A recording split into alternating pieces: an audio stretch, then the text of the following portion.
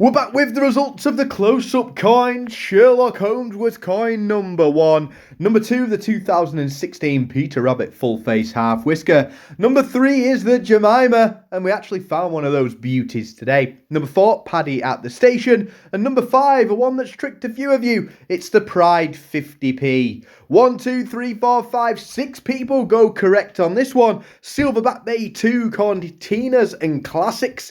The Coin Photographer, Charlie Bear, Coin Collects Wales, and Shuckers. Unfortunately, we can't split the coins, so they can only go to one winner, and that winner is going to come up on the screen now. Don't worry, we're going to be back with another close-up coins game today. The Coin Photographer then takes the prize, and I do believe you are a first-time winner on the channel. The boys picked the winner, so if you are in a grump now, go shout it out with the children. Good luck with that one.